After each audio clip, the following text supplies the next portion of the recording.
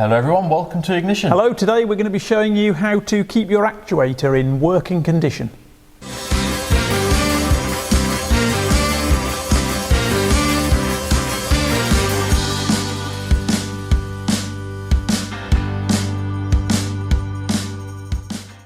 Okay, so we were asked in the comments of a previous episode where we changed the solenoid, didn't we? So he'll probably put a link in there. Yeah. We never do, no, so we don't know really how. But yeah, so watch that one if you've got any interest in this at all, because obviously the solenoid and the actuator are what keeps a two-wheel drive vehicle being enabled to go into 4x4 mode. Now the problems we had, just to brief. Yeah, so the problem we had was our solenoid was basically bust and it wasn't holding the air pressure correctly. So the vehicle would sort of, to save itself with the solenoid, would go straight into four-wheel drive. Now obviously you don't want it going into four-wheel drive unless you tell it to. Yeah, because just to recap, sorry, butt in, but that's the default in this Mitsubishi, and most of them I believe 4x4 is the default mode.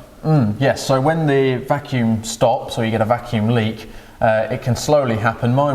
I'd go into four-wheel drive, fine, go into two-wheel drive, but then I'd be driving down the road, it would start flashing four-wheel drive, and then I'd suddenly hear it trying to engage, obviously whilst I'm driving, so it was grinding all the gears, which is horrible.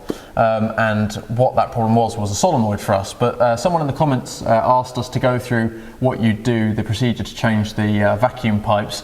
And also we thought whilst we were at it, we'd show you how to... And he did ask how to grease. How to grease and keep your actuator in working order. So we'll start off by showing the pipes. Yes. And then we'll grease the actuator. Okay, and the other thing is that, what's your phrase? My phrase is use it or lose it. So people say that you should always, every week or 10 days, if you're just driving this vehicle on the road all the time and you probably don't need four-wheel drive that often, just every 10 days or so, put it in a four-wheel drive a few hundred yards, put it back into two-wheel drive, but just every so often use it. Yeah, because if you leave it, this could corrode or just get jammed, so you need to make sure you use it or you'll lose it. So it's quite a good phrase. So okay, so let's get some gloves on and show you.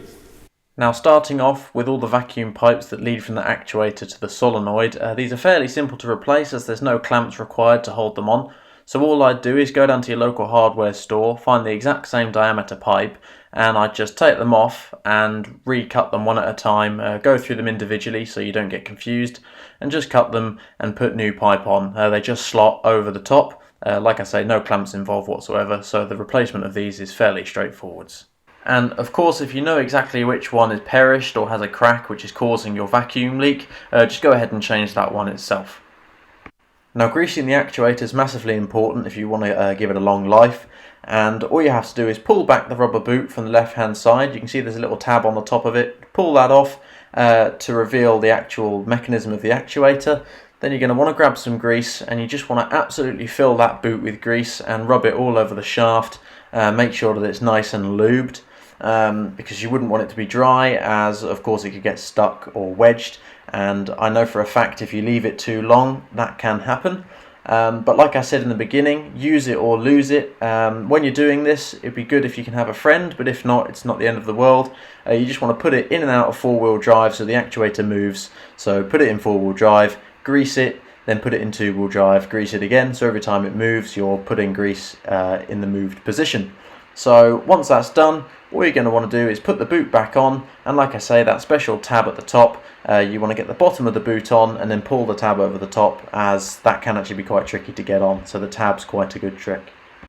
Okay, so we've greased the actuator and hopefully gone through and, well, I mean the vacuum pipes are fairly straightforward, just take them off and cut them. So yeah, luckily they're not clamped, no, so that's an easy job. Yeah, so that's really easy, and like I say, you can get that pipe at any hardware store really, so it's easy to pick up. In fact, I did pick some up because I had I installed the boost gauge. Hopefully that video will have gone up by the time this one comes out. Yes. So hopefully this has helped you in some sort of way. It certainly helped us when we found out about it, because obviously we fixed our four-wheel drive system. Yep, so, and our advice is keep everything lubed. Yep, it's all easier if it's lubed. Yes, the more grease the better really on this. You can't go too lightly, so use it or lose it, as I say. Okay, all right. Thank you. Hopefully that helped and answers the question by our one person who watched it. So yes, thanks for that. Cheers.